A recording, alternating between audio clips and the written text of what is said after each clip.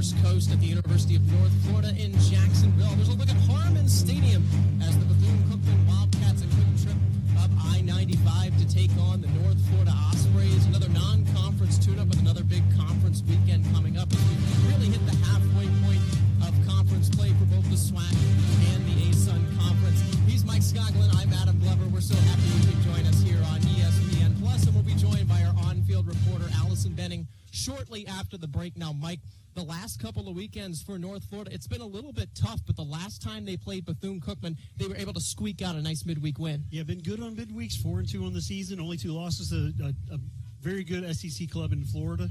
So they're looking to bounce back tonight and get things right before they head to West Georgia for the weekend. Right, and in that game against Bethune-Cookman, it was all Ospreys for the first really 7 innings or so, but things got a little bit tricky towards the end there, Mike. Yeah, couldn't close it down. I'm sure Merck wants this thing to close a little bit easier today than it did last time. It's been a couple months or 6 weeks since they played last. It'll be interesting to see different changes in both lineups tonight. Well, North Florida, they look to continue their hot hitting at the plate right now, searching for win number 20. Bethune-Cookman, they got to keep pace in the SWAC as well with FAMU. We'll take a timeout here from Harmon Stadium. Come right back. We'll look at the lineups and the starting pitchers. So don't go anywhere.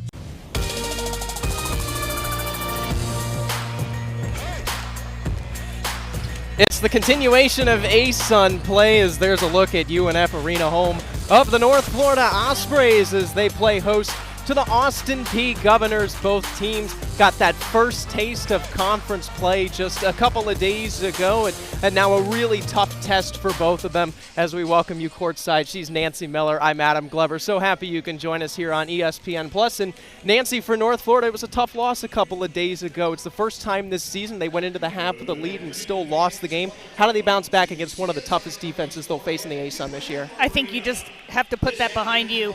They had the chance to win it at the buzzer, and I have never seen a shot hang on the rim so long as that shot that Alexa Washington shot at the end of the game. But they ended up coming up on the short end of the stick, 67-65. They have to turn around and face a very tough, top-of-the-league defensive team and the Governors today. Well, if we take a look at our impact players, let's start with Austin Peay. It's Maya Williams who's coming up a big game against Jacksonville. She had 21 points against JU, 7 for 12 from the field, 4 for 8 from three-point, and had 6 rebounds to her credit. They led wire to wire in a 71-65 W over the Dolphins. That's the second most points scored in a game by a Governor this year. And then for the North Florida Ospreys, it's Ellie Blatchford, another really impressive night against Lipscomb.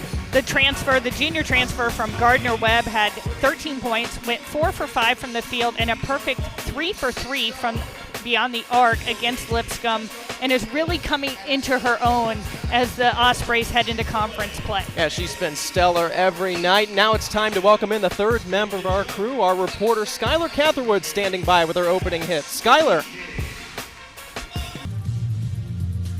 ASUN play rolls on as we've reached another weekend of conference games. The Lipscomb Bisons taking a long trip down to Jacksonville, Florida to take on the North Florida Ospreys. Both teams with winning weekends last week.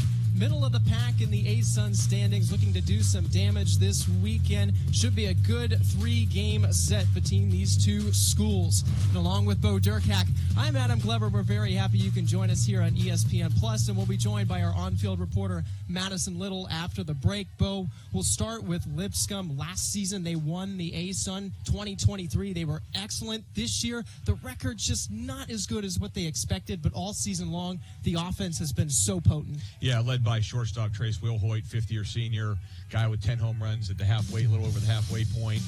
Played in prestigious Cape Cod League last summer, over a 600 slugging percentage, so he's definitely a threat to be reckoned with in the batter's box. I mean, there's so many guys in this Lipscomb lineup that can do damage, and in the field. He was preseason defensive player of the year, a guy that they love having in that lineup. And then on the flip side, Jabin Bates might not produce as high of numbers as he does at Lipscomb, but still a consistent guy behind the plate for North Florida. Yeah, unlike Wilhoit, this is his first foray into Division I baseball in the state of Florida, and he's done a very good job considering his freshman year he was at a Division II school in Ohio, University of Findlay, before transferring to a junior college in Michigan. So making that transition from the northern junior college ranks to Division I baseball and maybe the best part of the country in Florida. He's done very well, and he's got more walks and strikeouts, and that's usually a sign of a good hitter. Well, we'll take our first time out. We got a good one tonight, a couple of Friday night guys. We'll have Madison Little and starting lineups after the break, so don't go anywhere as you're watching college baseball on ESPN+.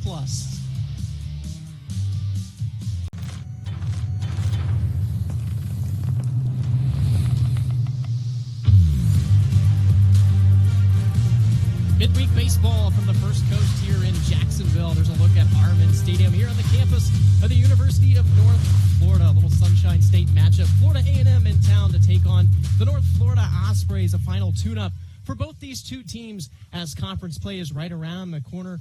4 o'clock start time. Really warm here in Jacksonville, but what a great game we have.